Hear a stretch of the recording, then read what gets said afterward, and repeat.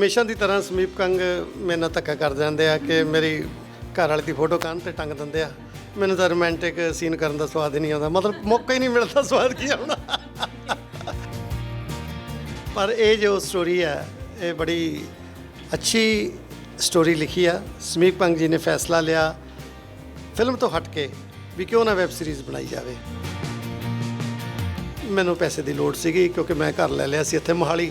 ਉਸ ਤੋਂ ਬਾਅਦ ਪੁਖਰਾਜ ਦਾ ਵਿਆਹ ਰੱਖ ਲਿਆ ਨਵੰਬਰ 'ਚ, ਵਿਆਹ 'ਤੇ ਪੈਸੇ ਚਾਹੀਦੇ ਸੀ।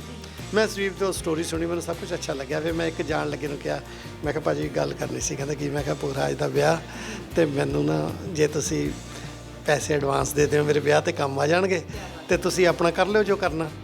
ਭਾਜੀ ਉੱਠ ਕੇ ਚਲੇ ਗਏ। ਮੈਂ ਕਿਹਾ ਲੈ ਹੁਣ ਤਾਂ ਨਹੀਂ ਹੱਥ ਆਉਂਦੀ ਵੈਬ ਸੀਰੀਜ਼। ਪਤਾ ਉਦੋਂ ਲੱਗਿਆ ਜਦੋਂ ਦੂਜੇ ਦਿਨ ਸਾਰੀ ਪੇਮੈਂਟ ਲੈ ਕੇ ਸਮੀਪ ਮੇਰੇ ਘਰੇ ਆ ਗਿਆ। ਦਿਲ ਹੀ is the person, jam of A person. ਔਰ ਇੰਨਾ ਸਵਾਦ ਆਉਂਦਾ ਸਮੀਪ ਕੰਗ ਜੀ ਨਾਲ ਕੰਮ ਕਰਕੇ। ਅਤੇ ਮੈਂ ਹੁਣ ਜਿੰਨੇ ਐਪੀਸੋਡ ਕੀਤੇ ਨੇ 20 ਦੇ 20 ਐਂ ਲੱਗਦਾ ਵੀ ਵਿਆਹ ਵਾਲਾ ਮਾਹੌਲ ਆ।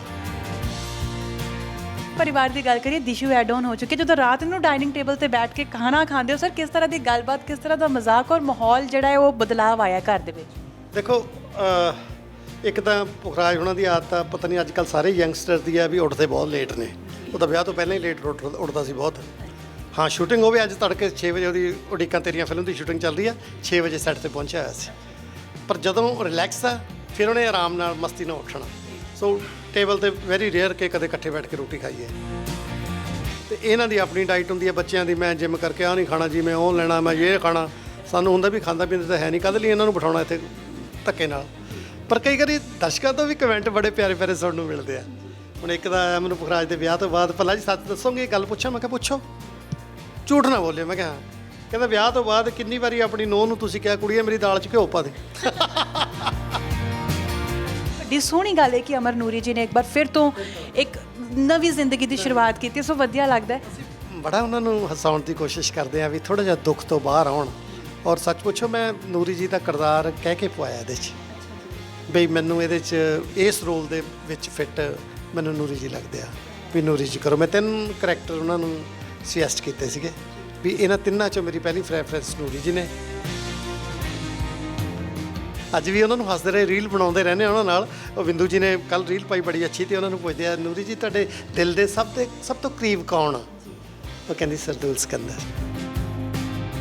ਥੋੜ੍ਹਾ ਜਿਹਾ ਬੱਚਿਆਂ ਨੂੰ ਲੈ ਕੇ ਥੋੜ੍ਹਾ ਜਿਹਾ ਪਰੇਸ਼ਾਨ ਹੋ ਜਾਂਦੇ ਆ, ਵਰੀਡ ਹੋ ਜਾਂਦੇ ਆ ਵੀ ਅਜੇ ਛੋਟੇ ਨੇ, ਕਮਰਸ਼ੀਅਲ ਸੋਚ ਨਹੀਂ ਹੈ, ਪਿਆਰ ਕਰਦੇ ਆ ਸਾਰਿਆਂ ਨੂੰ। ਇੰਨਾ ਅੱਛਾ ਗਾਉਣਾ ਉਹਨਾਂ ਦੇ ਵਿੱਚ, ਮਿਊਜ਼ਿਕ ਦਾ ਇੰਨਾ ਅੱਛਾ ਗਾਉਂਦੇ ਆ, ਪਰ ਕਮਰਸ਼ੀਅਲ ਸੋਚ ਨਹੀਂ ਹੈਗੀ ਹਜੇ। ਸੋ ਇੱਕ ਘਾਟ ਸਰਦੂਲ ਜੀ ਦੀ ਹਮੇਸ਼ਾ ਰਹਿੰਦੀ ਹੈ ਅਤੇ ਉਹ ਰਹੇਗੀ। ਲੇਕਿਨ ਤੁਹਾਡੇ ਕੋਲੋਂ ਜ਼ਰੂਰ ਜਾਣਨਾ ਚਾਹਾਂਗੇ ਕਿ ਅੱਜ ਜੇ ਉਸ ਘਾਟ ਨੂੰ ਅਸੀਂ ਵੇਖਦੇ ਹਾਂ, ਨੂਰੀ ਜੀ ਨੂੰ ਵੇਖਦਿਆਂ ਹੋਇਆ, ਸੋ ਜਸਵਿੰਦਰ ਜੀ ਕੀ ਕੀ ਆਉਂਦਾ ਦਿਮਾਗ ਦੇ ਵਿੱਚ? ਕਿਉਂਕਿ ਇਹ ਬਹੁਤ ਔਖਾ ਹੁੰਦਾ ਸਰ ਖੁਦ ਦੀ ਅੱਖੀ ਦੇਖਣਾ। ਉਦੋਂ ਤਾਂ ਦੇਖੇ ਨਹੀਂ ਜਾਂਦੇ ਸੀ ਨੂਰੀ ਜੀ ਵਰਲਾਪ ਕਰਦੇ। ਜਿਸ ਦਿਨ ਉਹਨਾਂ ਦੀ ਡੈਥ ਹੋਈ ਆ, ਜਿਸ ਦਿਨ ਸਭ ਤੋਂ ਪਹਿਲਾਂ ਮੈਨੂੰ ਪਤਾ ਲੱਗਿਆ, ਮੈਨੂੰ ਸਮਝ ਨਹੀਂ ਆਉਂਦੀ ਸੀ ਮੈਂ ਸੁਨੇਹਾ ਦੇਵਾਂ ਤਾਂ ਕਿਵੇਂ ਦੇਵਾਂ। ਸਾਡੇ ਘਰੇ ਰਹੇ ਸੀਗੇ ਬੱਚੇ, ਸਾਡੇ ਘਰੇ ਰਹੇ ਉਦੋਂ ਮਹੀਨਾ, ਕਿਉਂਕਿ ਸਰਦੂਲ ਜੀ ਹਸਪੀਟਲ ਸੀਗੇ। ਸਵੇਰੇ ਬੱਚਿਆਂ ਨੇ ਜਾਣਾ, ਅੱਧੀ ਰਾਤ ਨੂੰ ਆਉਣਾ, ਚਾਬੀ ਲੈ ਜਾਣੀ, ਅੰਕਲ ਤੁਸੀਂ ਡਿਸਟਰਬ ਨਾ ਹੋ। ਸਤਿ ਸ਼੍ਰੀ ਅਕਾਲ ਜੀ ਸਾਰਿਆਂ ਨੂੰ, ਤੁਹਾਡਾ ਸਾਰਿਆਂ ਦਾ ਬਹੁਤ ਬਹੁਤ ਸਵਾਗਤ ਹੈ। ਐਂਡ ਸਵਾਗਤ ਹੈ ਸਾਡੇ ਨਾਲ ਅੱਜ ਉਹਨਾਂ ਕਲਾਕਾਰ ਦਾ ਜਿਨ੍ਹਾਂ ਦਾ ਨਾ ਕਾਮੇਡੀ ਬੇਸ਼ੱਕ ਉਹਨਾਂ ਦਾ ਇੱਕ ਫੇਵਰਿਟ ਜੋਨਰ ਕਹਿ ਸਕਦੇ ਹਾਂ, ਕੰਫਰਟ ਜੋਨਰ ਕਹਿ ਸਕਦੇ ਹਾਂ, ਲੇਕਿਨ ਉਸ ਦੇ ਵਿੱਚ ਵੀ ਪੂਰਾ ਰੋਬ ਚੱਲਦਾ ਹੈ। ਸੋ ਕਿਰਦਾਰ ਕੋਈ ਵੀ ਹੋਵੇ, ਇੱਕ ਰੋਬ ਅਸੀਂ ਹਮੇਸ਼ਾ ਵੇਖਦੇ ਹਾਂ। ਸੋ ਫਿਲਹਾਲ ਤੇ ਇੱਕ ਵੈਬ ਸੀਰੀਜ਼ ਲੈ ਕੇ ਆ ਰਹੇ ਨੇ ਐਂਡ ਫਸਟ ਵੈਬ ਸੀਰੀਜ਼ ਹੈ ਇਹ ਸਮੀਪ ਕੰਗ ਜੀ ਵੱਲੋਂ ਜੋ ਬਣਾਈ ਗਈ ਹੈ। ਐਂਡ ਇਸ ਦੇ ਵਿੱਚ ਜਿਸ ਦਾ ਟਾਈਟਲ ਹੈ ਕੀ ਬਣੂ ਪੁੰਨਿਆ ਦਾ, ਜਿਸ ਦੇ ਵਿੱਚ ਨਜ਼ਰ ਆ ਰਹੇ ਨੇ ਸਾਡੇ ਸਾਰਿਆਂ ਦੇ ਫੇਵਰੇਟ ਪੰਜਾਬੀ ਇੰਡਸਟਰੀ ਦੇ ਕਾਮੇਡੀ ਕਿੰਗ, ਉਹ ਵੀ ਰੋਬ ਵਾਲੇ, ਜਸਵਿੰਦਰ ਭੱਲਾ ਜੀ। ਸਤਿ ਸ਼੍ਰੀ ਅਕਾਲ ਜੀ। ਅੱਜ ਪੂਰੇ ਛਾਏ ਪਏ ਹੋ ਤੁਸੀਂ, ਨਿਖਰੇ ਪਏ ਹੋ। ਥੈਂਕ ਯੂ ਜੀ, ਥੈਂਕ ਯੂ। ਇਹ ਇੰਨਾ ਸੋਹਣਾ ਕੰਟਰਾਸਟ ਅੱਜ ਦੇ ਖਾਸ ਦਿਨ ਦੇ ਲਈ, ਜਾਂ ਫਿਰ ਜੋ ਹੱਥ 'ਚ ਆਉਂਦਾ ਉਹੀ ਭੱਲਾ ਜੀ ਪਾ ਲੈਂਦੇ ਨੇ? ਨਹੀਂ ਜੀ, ਇਹ ਸਾਰਾ ਕ੍ਰੈਡਿਟ ਜਾਂਦਾ ਹੈ ਮੇਰੀ ਵਾਈਫ ਨੂੰ। ਜਦੋਂ ਫਿਲਮਾਂ ਲਈ ਡਰੈਸ ਹੁੰਦੀ ਆ, ਉਹ ਡਰੈਸ ਡਿਜ਼ਾਈਨਰ ਹੁੰਦੀ ਆ ਜਾਂ ਡਾਇਰੈਕਟਰ ਜਾਂ ਕੈਮਰਾਮੈਨ, ਉਹਦੇ ਅਕੋਰਡਿੰਗਲੀ ਚੂਜ਼ ਕਰਦੇ ਨੇ। ਪਰ ਜਦੋਂ ਕੋਈ ਸੋਸ਼ਲ ਫੰਕਸ਼ਨ ਹੁੰਦਾ ਜਾਂ ਪਰਸਨਲ ਫੰਕਸ਼ਨ ਹੁੰਦਾ ਜਾਂ ਕਿਸੇ ਦੇ ਵਿਆਹ 'ਤੇ ਜਾਣਾ ਜਾਂ ਜਿਵੇਂ ਅੱਜ ਪ੍ਰੈਸ ਕਾਨਫਰੰਸ 'ਤੇ ਆਉਣਾ, ਅਤੇ ਉਦੋਂ ਫਿਰ ਮੈਂ ਜਦੋਂ ਬਾਥਰੂਮ 'ਚੋਂ ਨਹਾ ਕੇ ਨਿਕਲਦਾ ਤਾਂ ਬੈੱਡ 'ਤੇ ਕੱਪੜੇ ਵਾਈਫ ਨੇ ਤਿਆਰ ਕਰਕੇ ਰੱਖੇ ਹੁੰਦੇ ਆ, ਫਿਰ ਮੈਂ ਉਹਨਾਂ ਦੀ ਚੋਇਸ 'ਤੇ ਪਾਉਣਾ। ਸੋ ਅੱਜ ਵੀ ਉਹਨਾਂ ਨੇ ਤਿਆਰ ਕੀਤੇ ਸੀ, ਮੈਂ ਪਾ ਲਏ। ਐਂਡ ਬਹੁਤ ਸੋਹਣੇ ਲੱਗ ਰਹੇ ਹੈ, ਸੋ ਮੈਮ ਨੂੰ ਵੀ ਥੈਂਕ ਯੂ ਬਣਦਾ ਇਸ ਚੀਜ਼ ਦੇ ਲਈ।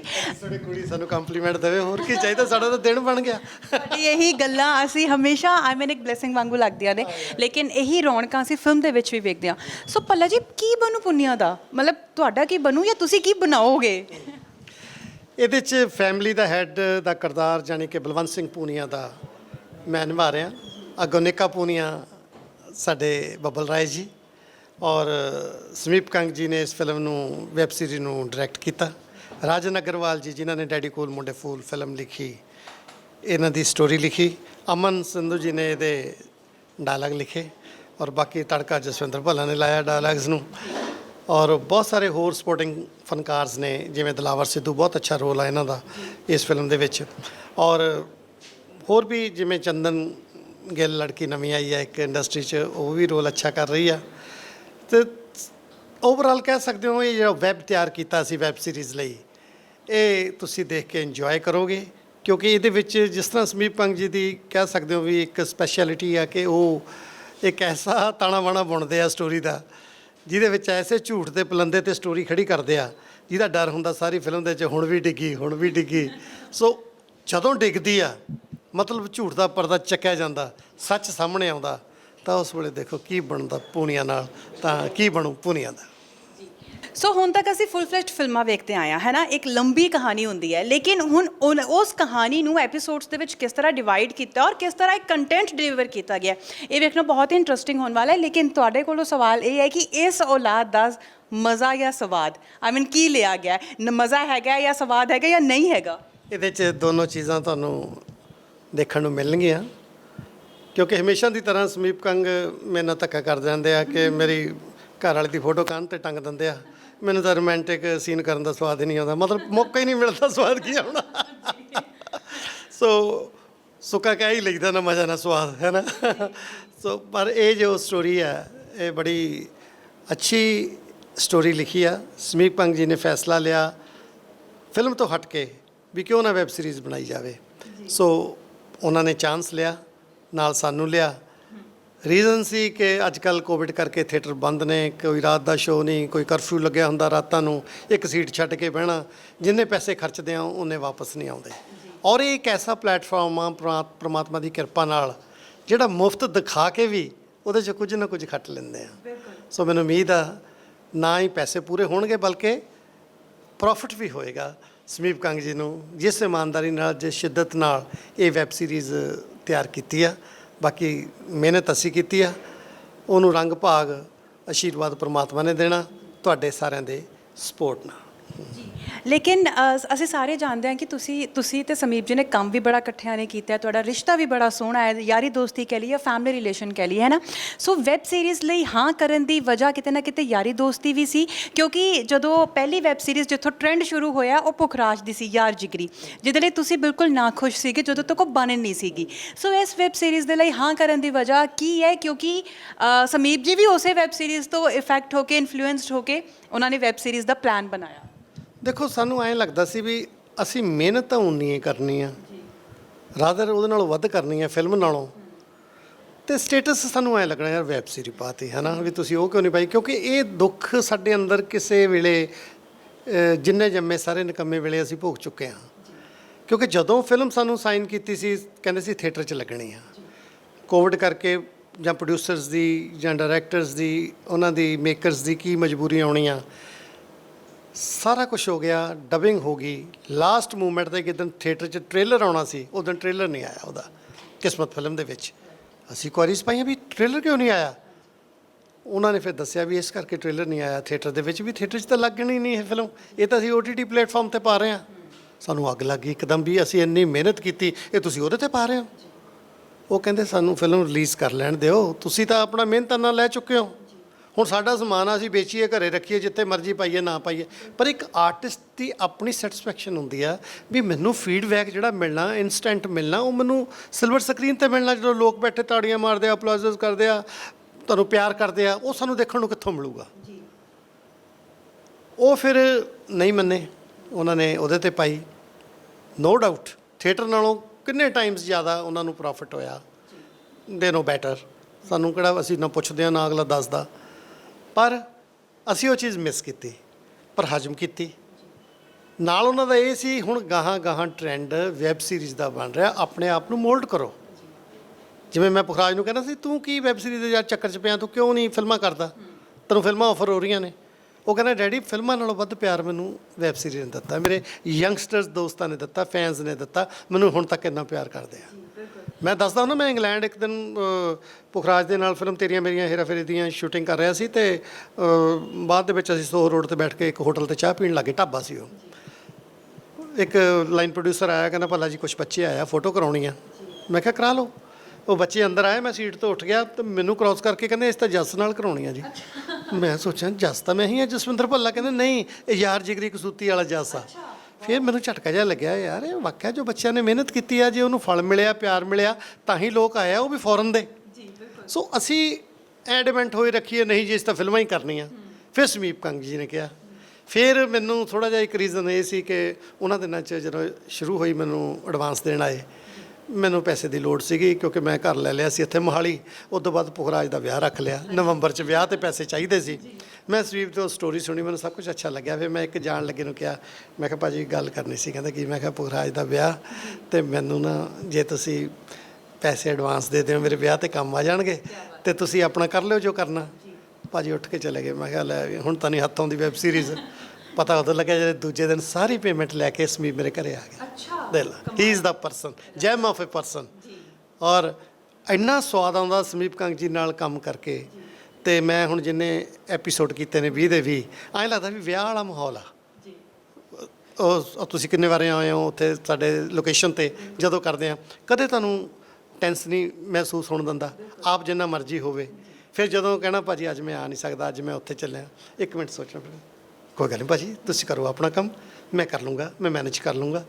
ਫਿਰ ਇੱਦਾਂ ਹੀ ਕੋਈ ਹੋਰ ਕਲਾਕਾਰ ਕਹਿ ਦੇਵੇ। ਹੁਣ ਕਈ ਵਾਰੀ ਦੇਖੋ, ਹੁਣ ਮੈਨੂੰ ਕਹਿੰਦੇ ਤੁਸੀਂ ਸਾਡੇ ਵੈਬ ਸੀਰੀਜ਼ ਦੇ ਮੇਨ ਸਟਾਰ ਹੋ।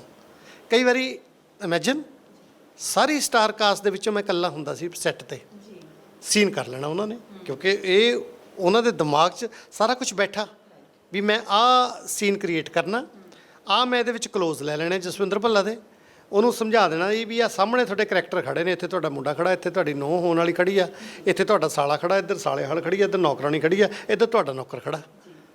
ਮੈਂ ਉੱਥੇ ਇਕੱਲਾ ਖੜ੍ਹਾ ਮੋਨ ਐਕਟਿੰਗ ਕਰੀ ਜਾਂਦਾ ਹੁੰਦਾ ਬੈਠਾ ਕੁਰਸੀ 'ਤੇ। ਤੂੰ ਕੀ ਸਮਝਿਆ ਆਪਣੇ ਆਪ ਨੂੰ? ਜਾਂ ਭੱਜ ਇੱਥੋਂ, ਆਹ ਨਹੀਂ ਕਰਨਾ, ਦੇਖ ਲੂੰਗਾ ਮੈਂ। ਆਹ ਸਾਰੇ ਮੈਂ ਦੇਖਦਾ। ਉਸ ਤੋਂ ਬਾਅਦ ਜਦੋਂ ਉਹਨਾਂ ਦੇ ਰੋਲ ਕਰਕੇ ਫਿੱਟ ਕਰ ਦਿੰਦੇ ਆ, ਐਂ ਲੱਗਦਾ ਸਾਰਾ ਇੱਥੇ ਵਿਆਹ ਜਿੰਨਾ ਕੱਟ ਕੀਤਾ। ਸੋ ਇਹ ਉਹੀ ਡਾਇਰੈਕਟਰ ਕਰ ਸਕਦਾ ਜਿਹਨੇ ਸਾਰਾ ਕੁਝ ਆਪਣੇ ਦਿਮਾਗ ਦੇ ਵਿੱਚ ਬਿਠਾਇਆ ਹੋਇਆ, ਵੀ ਇੰਨੀ ਇਮਾਨਦਾਰੀ ਨਾਲ ਉਹਨੇ ਸਾਰੀ ਸਟੋਰੀ, ਸਾਰਾ ਸਕਰੀਨ ਪਲੇ ਆਪਣੇ ਦਿਮਾਗ 'ਚ ਬਿਠਾਇਆ। ਉਹਨੂੰ ਪਤਾ ਮੈਂ ਕੀ ਲੈਣਾ, ਕੀ ਛੱਡਣਾ। ਬਿਲਕੁਲ ਜੀ, ਬਿਲਕੁਲ ਸਹੀ ਗੱਲ ਹੈ। ਯਾਰੀ ਦੀ ਮਿਸਾਲ ਤਾਂ ਤੁਸੀਂ ਦੱਸ ਹੀ ਦਿੱਤਾ ਕਿ ਉਹਨਾਂ ਨੇ ਹੁਣੇ ਹੈ ਨਾ ਸਾਬਿਤ ਕੀਤੀ ਹੈ ਪੁਖਰਾਜ ਦੇ ਵਿਆਹ ਤੋਂ ਪਹਿਲਾਂ। ਸਮੀਪ ਕੰਗ ਜੀ ਬਹੁਤ ਹੀ ਇੰਟੈਲੀਜੈਂਟ ਨੇ, ਉਹਨਾਂ ਦੀ ਸਕ੍ਰਿਪਟ ਵੀ ਉਹ ਲਿਖਦੇ ਨੇ, ਪ੍ਰੋਡਿਊਸ ਵੀ ਕਰਦੇ ਨੇ, ਡਾਇਰੈਕਟ ਵੀ ਕਰਦੇ ਨੇ, ਐਕਟ ਵੀ ਕਰਦੇ ਨੇ, ਇਸ ਫਿਲਮ ਦੇ ਵਿੱਚ ਵੀ ਹੈਗੇ ਨੇ। ਲੇਕਿਨ ਭੱਲਾ ਜੀ ਤੁਹਾਡੀ ਉਹਨਾਂ ਦੀ ਸਾਂਝ, ਮਤਲਬ ਤੁਹਾਡੀ ਇਕੱਠਿਆਂ ਦੀ ਸਾਂਝ ਕਦੋਂ ਪਈ? ਤੁਹਾਨੂੰ ਉਹਨਾਂ 'ਤੇ ਰਿਲਾਏ ਹੋਣਾ ਕਦੋਂ ਸ਼ੁਰੂ ਹੋਇਆ? ਤੁਸੀਂ ਬਹੁਤ ਪੁਰਾਣੇ ਟਾਈਮ ਤੋਂ ਕੰਮ ਕਰਦੇ ਆ ਰਹੇ ਹੋ, ਹੈ ਨਾ। ਸੋ ਉਹ ਸਾਂਝ, ਉਹ ਯਕੀਨ ਕਦੋਂ ਬਣਨਾ ਸਟਾਰਟ ਹੋਇਆ? ਮਾਹੌਲ ਠੀਕ ਹੈ ਫਿਲਮ ਦੇ ਵਿੱਚ ਪਹਿਲੀ ਵਾਰੀ ਸਮੀਪ ਕੰਗ ਜੀ ਆਏ। ਜਦੋਂ ਇਹਨਾਂ ਨੇ ਸੀਨ ਦਿੱਤਾ, ਦੇਖ ਰਹੇ ਸੀ ਅਸੀਂ, ਅਤੇ ਮੈਂ ਅਤੇ ਬਾਲਮ ਕੰਦ ਆਪਸ ਵਿੱਚ ਗੱਲਾਂ ਕਰਦੇ ਸੀ। ਅਸੀਂ ਕਿਹੜਾ ਬਾਹਲੀਆਂ ਫਿਲਮਾਂ ਕੀਤੀਆਂ ਸੀ, ਅਸੀਂ ਤਾਂ ਛਣਕਾਟੇ ਕੀਤੇ ਹੋਏ ਸੀ ਉਦੋਂ। ਅਸੀਂ ਕਿਹਾ ਭਾਜੀ ਨੇ ਐਡਾ ਵੱਡਾ ਪ੍ਰੋਜੈਕਟ ਛੇੜਿਆ ਮਾਹੌਲ ਠੀਕ ਆ ਫਿਲਮ ਦਾ, ਉਹ ਵੀ ਉਹਨਾਂ ਹਾਲਾਤਾਂ ਦੇ ਵਿੱਚ ਜਿਹੜੇ ਵੇਲੇ ਪੰਜਾਬ ਦੇ ਵਿੱਚ ਕੋਈ ਨਾ ਫਿਲਮਾਂ ਬਣਾਉਂਦਾ ਸੀ, ਨਾ ਕੋਈ ਦੇਖਦਾ ਸੀ, ਨਾ ਸਿਨੇਮੇ ਜਾਂਦਾ ਸੀ, ਵੀ ਹੀਰੋ ਇਹਨਾਂ ਨੇ ਨਵਾਂ ਲੈ ਲਿਆ ਮੁੰਡਾ। ਨੋ ਡਾਊਟ ਕਹਿੰਦਾ ਸਨੀ ਦਿਓਲ ਵਰਗਾ ਫੇਸ ਹੈ, ਪਰ ਹਜੇ ਐਕਟਿੰਗ 'ਚ ਤਾਂ ਇੰਨਾ ਪਰਫੈਕਟ ਨਹੀਂ ਹੋਣਾ, ਕੱਚਾ ਹੋਣਾ, ਵੀ ਇਹਨਾਂ ਨੂੰ ਉੱਥੇ ਮਾਰ ਖਾਣਗੇ ਫਿਲਮ ਦੇ ਵਿੱਚ। ਪਰ ਉਹ ਫਿਲਮ ਸੁਪਰ ਡੁਪਰ ਹਿੱਟ ਹੋਈ। ਫਿਰ ਦੂਜਾ ਉਹਦਾ ਸੁਭਾਅ, ਬੰਦੇ ਦੇ ਵਿੱਚ ਵੜ ਜਾਣਾ ਹਰ ਇੱਕ ਨੂੰ। ਤੁਸੀਂ ਦੇਖੋ ਸਰੀਰ ਚਾਹੇ ਕਿੱਡਾ ਮੋਟਾ, ਤੁਸੀਂ ਵੀ ਉਹਨਾਂ ਦੇ ਸੈੱਟ 'ਤੇ ਆਓਗੇ ਨਾ, ਉਹਨਾਂ ਨੇ ਐਂ ਉੱਠ ਖੜਨਾ ਜਦੇ। ਮੈਂ ਕਿਹਾ ਭਾਜੀ ਤੁਸੀਂ ਕਈ ਛੋਟਾ ਕਿਰਦਾਰ ਆ, ਕੋਈ ਵੱਡਾ ਆਰਟਿਸਟ ਆਉਂਦਾ, ਕੋਈ ਤੁਹਾਡੇ ਤੋਂ ਸੀਨੀਅਰ ਆ, ਕੋਈ ਜੂਨੀਅਰ ਆ, ਕੋਈ ਤੁਹਾਡੇ ਕੋਲ ਰੋਲ ਮੰਗਣ ਆਉਂਦਾ, ਅਤੇ ਤੁਸੀਂ ਖੜ੍ਹ ਜਾਂਦੇ ਹੋ ਸੀਟ 'ਤੇ। ਕਹਿੰਦਾ ਭਾਜੀ, ਮੈਂ ਕਿਹਾ ਹਾਂ। ਕਹਿੰਦਾ ਮੇਰੇ ਤੋਂ ਸੈਰ ਤਾਂ ਹੁੰਦੀ ਨਹੀਂ, ਮੇਰੀ ਇਹੀ ਐਕਸਰਸਾਈਜ਼ ਆ।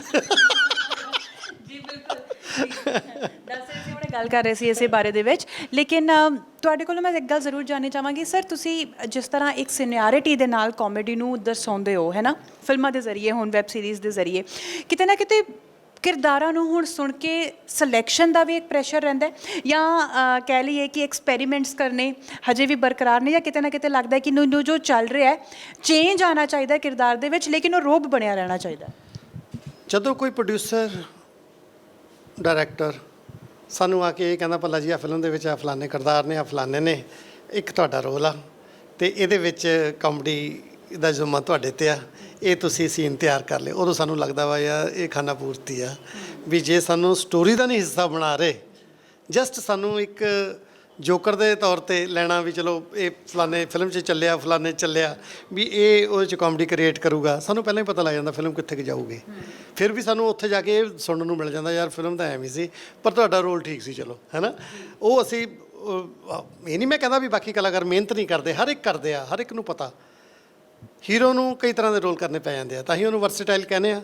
ਕਦੇ ਕੋਈ ਨਸ਼ੇੜੀ ਦਾ, ਕਦੇ ਕੋਈ ਵਿਲਨ ਦਾ ਹੀਰੋ ਨੂੰ ਹੈ, ਕਦੇ ਰੋਹ ਵਾਲਾ, ਕਦੇ ਥੱਲੇ ਲੱਗਿਆ ਹੋਇਆ।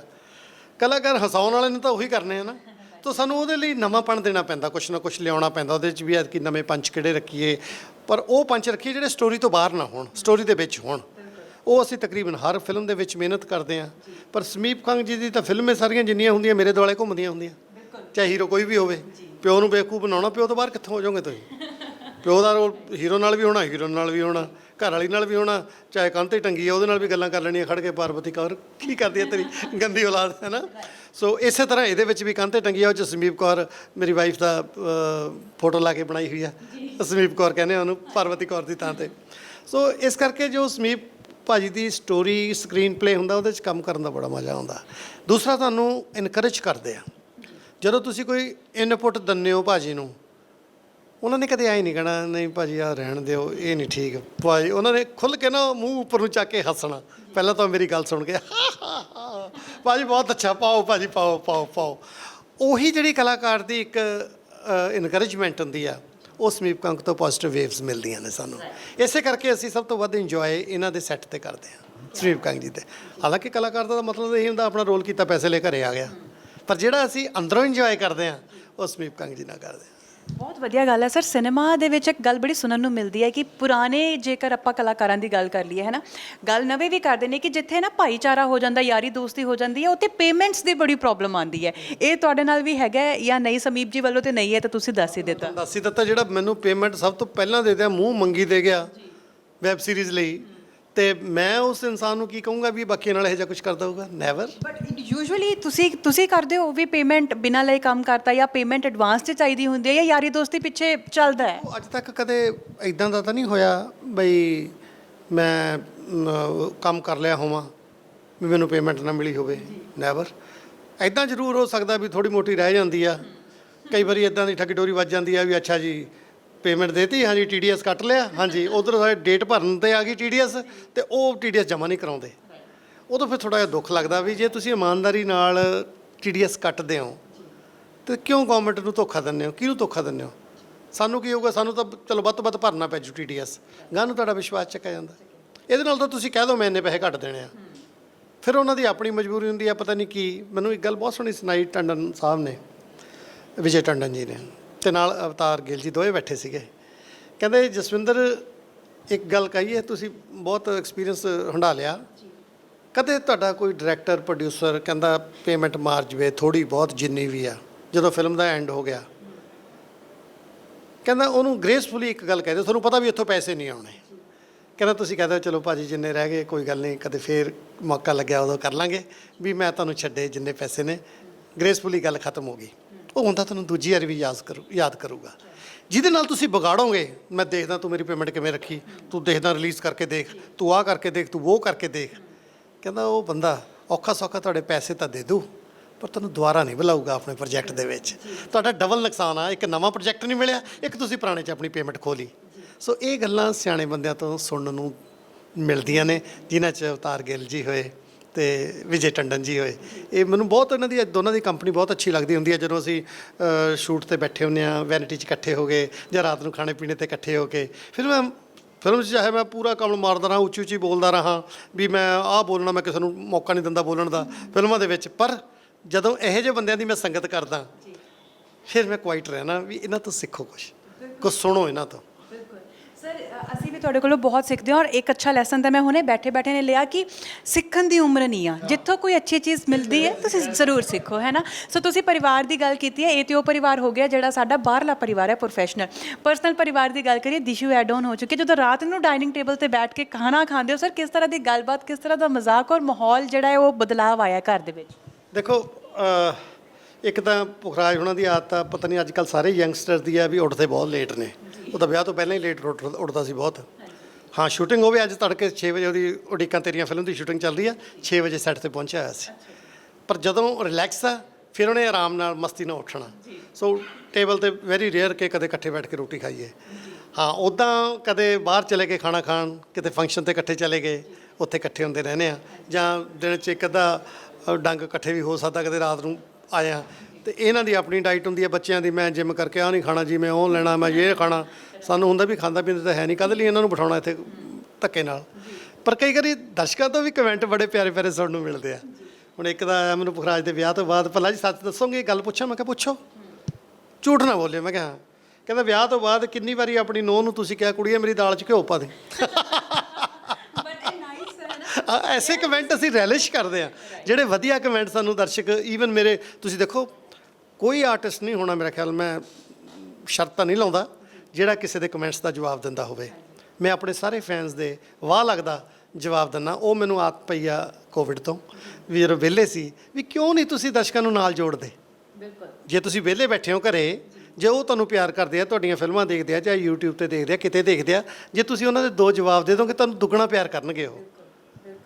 ਸੋ ਮੈਂ ਸਾਰਿਆਂ ਨੂੰ ਜਵਾਬ ਦਿੰਦਾ, ਵਾਹ ਲੱਗਦੀ। ਇਹ ਮੈਂ ਕੋਵਿਡ ਦੇ ਪੀਰੀਅਡ ਦੌਰਾਨ ਜਿੰਨਾ ਲੋਕਡਾਊਨ ਰਿਹਾ, ਮੈਂ ਉਹਨਾਂ ਨਾਲ ਜੁੜਿਆ। ਹੁਣ ਐਸੀ ਆਦਤ ਪੈ ਗਈ, ਜੇ ਲੋਕਡਾਊਨ ਨਹੀਂ ਵੀ ਹੈ ਜਾਂ ਕੁਛ ਨਹੀਂ ਹੈ, ਮੇਰਾ ਹੁੰਦਾ ਮੈਂ ਯਾਰ ਆਹ ਪੋਸਟ ਪਾਈ ਆ, ਮੈਂ ਪੜ੍ਹਾਂ ਕਿਸੇ ਨੇ ਕੀ ਲਿਖਿਆ ਮੇਰੇ ਬਾਰੇ, ਫਿਰ ਮੈਂ ਉਹਦਾ ਜਵਾਬ ਦਿੰਦਾ।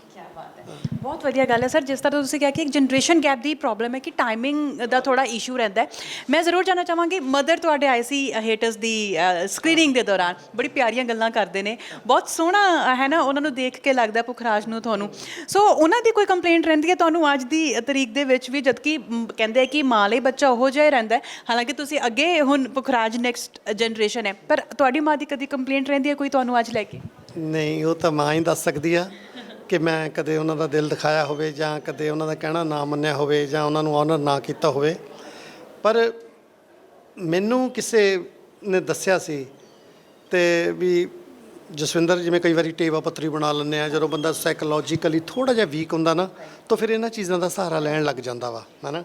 ਵੀ ਕਦੇ ਮੁੰਦਰੀ ਪਵਾਤੀ ਕਿਸੇ ਨੇ, ਕੁਝ ਉਹ ਕਰ ਲਿਆ, ਇਹ ਕਰ ਲਿਆ। ਪਰ ਹੁਣ ਮੈਂ ਸਾਰੀਆਂ ਲਾਈਆਂ ਹੋਈਆਂ ਨੇ। ਉਹ ਮੈਂ ਤਾਂ ਲਾਤੀਆਂ ਜਦੋਂ ਮੈਨੂੰ ਕੋਵਿਡ ਹੋਇਆ 2 ਸਾਲ ਪਹਿਲਾਂ। ਮੈਂ 4 ਦਿਨ ਉੱਥੇ ਰਹਿ ਕੇ ਆਇਆ, 5 ਦਿਨ ਆਪਣੇ ਹੌਸਪੀਟਲ।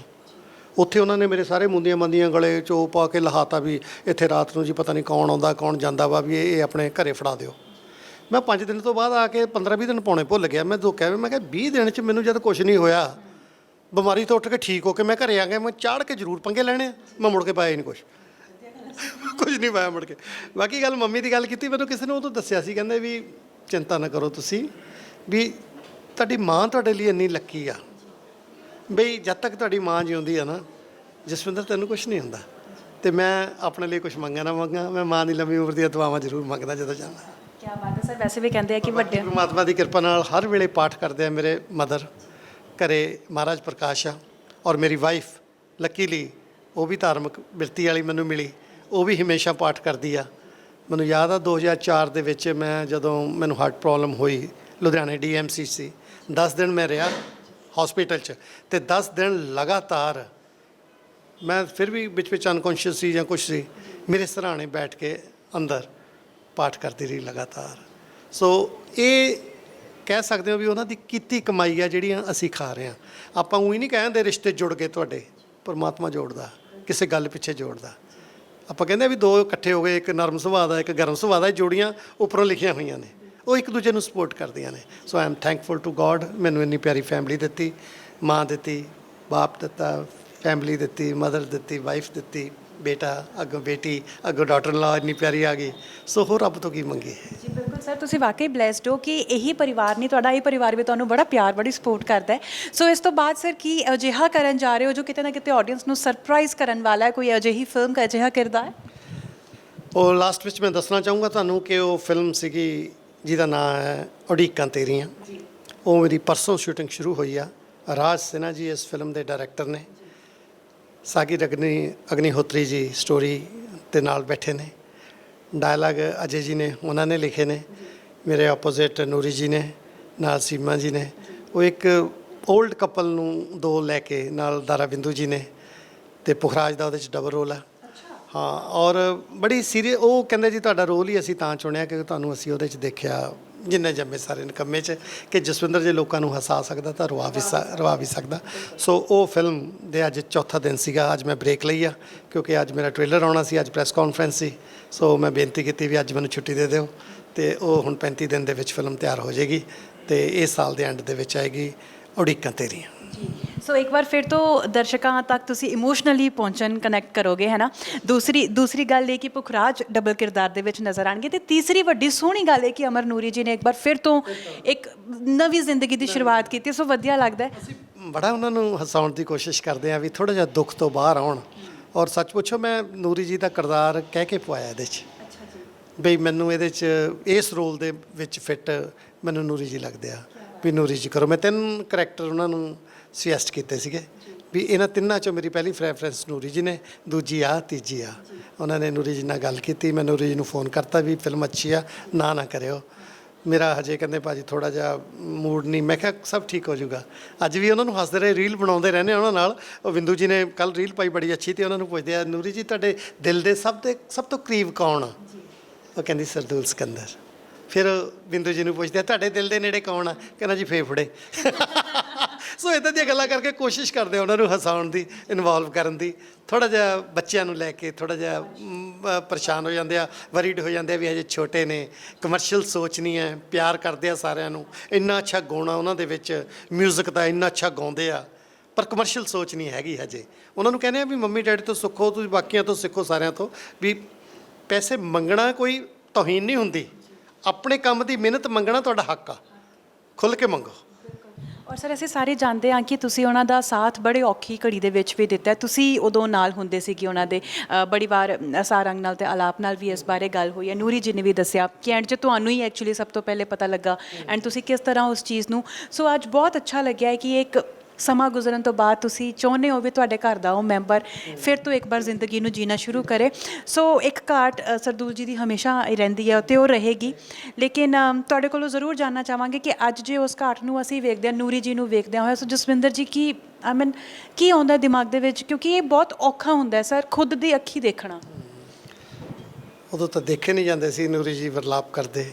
ਜਿਸ ਦਿਨ ਉਹਨਾਂ ਦੀ ਡੈਥ ਹੋਈ ਆ, ਜਿੱਦਣ ਸਭ ਤੋਂ ਪਹਿਲਾਂ ਮੈਨੂੰ ਪਤਾ ਲੱਗਿਆ, ਮੈਨੂੰ ਸਮਝ ਨਹੀਂ ਆਉਂਦੀ ਸੀ ਮੈਂ ਸੁਨੇਹਾ ਦੇਵਾਂ ਤਾਂ ਕਿਵੇਂ ਦੇਵਾਂ, ਕਿਉਂਕਿ ਸਾਡੇ ਘਰੇ ਰਹੇ ਸੀਗੇ ਬੱਚੇ, ਸਾਡੇ ਘਰੇ ਰਹੇ ਉਦੋਂ ਮਹੀਨਾ, ਕਿਉਂਕਿ ਸਰਦੂਲ ਜੀ ਹਸਪੀਟਲ ਸੀਗੇ।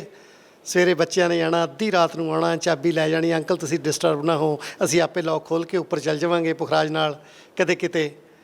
ਪਰ ਕਹਿੰਦੇ ਆ ਵੀ time is a big healer. ਹੌਲੀ ਹੌਲੀ ਸਮਾਂ ਆਪੇ ਸਭ ਨੂੰ ਪਰਮਾਤਮਾ ਵੀ ਸਮਤ ਬਖਸ਼ ਦਿੰਦਾ। ਕੁਛ ਉਹਨਾਂ ਨੂੰ ਪਰਮਾਤਮਾ ਹੌਸਲਾ ਦੇ ਦਿੰਦਾ, ਕੁਛ ਆਪ ਮੈਡੀਟੇਸ਼ਨ ਅਗਲਾ ਕਰਦਾ, ਫਿਰ ਦੇਖਦਾ ਅਗਲਾ ਸੱਜੇ ਖੱਬੇ ਵੀ ਦੁੱਖ ਤਾਂ ਸਾਰਿਆਂ ਦੀ ਜ਼ਿੰਦਗੀ 'ਚ ਨੇ, ਕਿਸੇ ਕੋਲ ਥੋੜ੍ਹੇ, ਕਿਸੇ ਕੋਲ ਬਹੁਤੇ। ਨਾਨਕ ਦੁਖੀਆ ਸਭ ਸੰਸਾਰ ਐਵੇਂ ਥੋੜ੍ਹਾ ਕਿਹਾ ਵਾ। ਸੋ ਉਹ ਚੀਜ਼ਾਂ 'ਚੋਂ ਹੌਲੀ ਹੌਲੀ ਸਮਾਂ ਲੈ ਕੇ ਬੰਦਾ ਬਾਹਰ ਨਿਕਲਦਾ ਰਹਿੰਦਾ। ਔਰ ਸਭ ਤੋਂ ਵੱਡੀ ਗੱਲ ਆ, ਅਗਰ ਉਸ ਇਨਸਾਨ ਨੂੰ ਜਿਹੜੇ ਫੀਲਡ ਵਿੱਚ ਉਹ ਸੀ ਦੁਬਾਰਾ ਆਪਣੇ ਆਪ ਨੂੰ ਇਨਵੋਲਵ ਕਰ ਲਵੇ, ਕੰਮ ਕਰਨਾ ਸ਼ੁਰੂ ਕਰ ਦੇਵੇ, ਤਾਂ ਉਹ ਦੁੱਖ ਤਾਂ ਸਾਰੀ ਉਮਰ ਨਹੀਂ ਭੁੱਲਦੇ, ਘੱਟ ਜ਼ਰੂਰ ਹੋ ਜਾਂਦੇ ਆ। ਸੋ ਉਹ ਅਸੀਂ ਕੋਸ਼ਿਸ਼ ਕਰਦੇ ਹਾਂ ਨੂਰੀ ਜੀ ਨੂੰ ਲੈ ਕੇ ਆਉਣ ਲਈ। ਹਜੇ ਅਸੀਂ ਕੱਲ੍ਹ ਹੀ ਗੱਲਾਂ ਕਰਦੇ ਸੀਗੇ, ਕਹਿੰਦੇ ਭਾਜੀ ਤੁਸੀਂ ਬੱਚਿਆਂ ਨਾਲ, ਸਾਡਿਆਂ ਨਾਲ ਪੁਖਰਾਜ ਨੂੰ ਲੈ ਲਓ, ਨਾਲ ਨੂਰੀ ਜੀ ਹੋ ਜਾਣਗੇ, ਵੀ ਆਪਾਂ ਬਾਹਰ ਦਾ ਟ੍ਰਿਪ ਕੱਢ ਕੇ ਆਈਏ ਕੋਈ, ਵੀ ਜਿੱਥੇ ਅਸੀਂ ਸ਼ੋਅ ਵੀ ਕਰੀਏ, ਥੋੜ੍ਹਾ ਜਿਹਾ ਚੇਂਜ ਵੀ ਹੋ ਜਾਵੇ। ਤੋ we are planning for that. Very good. And ਮੇਰੀਆਂ ਦੁਆਵਾਂ ਔਰ ਮੇਰੀ ਵੀ ਇੱਛਾ ਹੈ ਕਿ ਜੇ ਇਹ ਜਲਦੀ ਮੁਕੰਮਲ ਹੋ ਪਾਏ ਤਾਂ ਸਾਨੂੰ ਵੀ ਵਧੀਆ ਲੱਗੇਗਾ, ਐਂਡ ਤੁਹਾਨੂੰ ਪਿਆਰ ਕਰਨ ਵਾਲਿਆਂ ਨੂੰ ਵੀ। ਸੋ ਕੀ ਬਣੂ ਪੁਨੀਆ ਦਾ ਫਿਲਹਾਲ ਆ ਰਹੀ ਹੈ, ਉਹਦੇ ਲਈ ਬਹੁਤ ਬਹੁਤ ਮੁਬਾਰਕਬਾਦ ਇੱਕ ਵਾਰ ਫਿਰ ਤੋਂ, ਐਂਡ ਬਹੁਤ ਸਾਰੀਆਂ ਦੁਆਵਾਂ ਕਿ ਵੈਬ ਸੀਰੀਜ਼ ਦੇ ਜ਼ਰੀਏ ਦਿਨ 'ਚ 15-20 ਮਿੰਟ ਹਸਾਉਣ ਦੀ ਜਿਹੜੀ ਤੁਸੀਂ ਕੋਸ਼ਿਸ਼ ਕੀਤੀ ਹੈ ਉਹ ਸਾਡੇ ਦਰਸ਼ਕਾਂ ਵੱਲੋਂ ਬਹੁਤ ਮੁਕੰਮਲ ਵੀ ਹੋਵੇ ਅਤੇ ਪਿਆਰ ਵੀ ਮਿਲੇ। ਕੀ ਕਹਿਣਾ ਚਾਹੋਗੇ ਜਾਣ ਤੋਂ ਪਹਿਲਾਂ?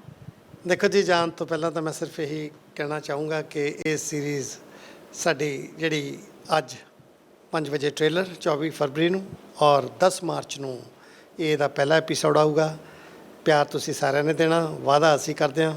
ਤੁਹਾਡੀ ਕਸੌਟੀ 'ਤੇ ਖਰੇ ਉਤਰਾਂਗੇ, ਤੁਹਾਨੂੰ ਖੂਬ ਹਸਾਵਾਂਗੇ। ਔਰ ਇੱਕ ਗੱਲ ਜਾਂਦਾ ਜਾਂਦਾ ਹੋਰ ਕਹੂੰਗਾ ਕਿ ਹਰ ਵਾਰੀ ਤੁਹਾਡੇ ਨਾਲ ਇੰਟਰਵਿਊ ਕਰਕੇ ਮਜ਼ਾ ਆ ਜਾਂਦਾ ਹੈ। ਜੋ ਤੁਸੀਂ ਇੰਟਰਵਿਊ ਲੈਂਦੇ ਹੋ ਦਿਲ ਦੀਆਂ ਗਹਿਰਾਈਆਂ ਤੋਂ ਸਾਡੇ ਕੋਲੋਂ ਗੱਲਾਂ ਕਢਾ ਲੈਂਦੇ ਹੋ। ਸੋ ਤੁਹਾਡਾ ਬਹੁਤ ਬਹੁਤ ਧੰਨਵਾਦ ਜੀ। ਸਰ ਤੁਹਾਡਾ ਕਿਹਾ ਸਾਡੇ ਲਈ ਆਸ਼ੀਰਵਾਦ ਵੀ ਹੈ ਔਰ ਅੱਗੇ ਵਧਣ ਦਾ ਇੱਕ ਨਵਾਂ ਸਪਾਰਕ ਵੀ ਹੈ। ਸੋ ਤੁਹਾਡੇ ਨਾਲ ਗੱਲਬਾਤ ਕਰਕੇ ਹਮੇਸ਼ਾ ਵਧੀਆ ਲੱਗਦਾ ਹੈ, ਕੁਝ ਸਿੱਖੀਦਾ ਹੈ। Thank you so much. ਇਸੇ ਤਰ੍ਹਾਂ ਮੁਲਾਕਾਤ ਹੁੰਦੀ ਰਹੇਗੀ ਤੇ ਨਵੀਆਂ ਚੀਜ਼ਾਂ ਸਿੱਖਦੇ ਰਵਾਂਗੇ। ਐਂਟਰਟੇਨ ਕਰਨ ਦੀ ਤੇ ਤੁਸੀਂ ਕਸਰ ਛੱਡਦੇ ਹੀ ਕੋਈ ਨਾ ਹੋ।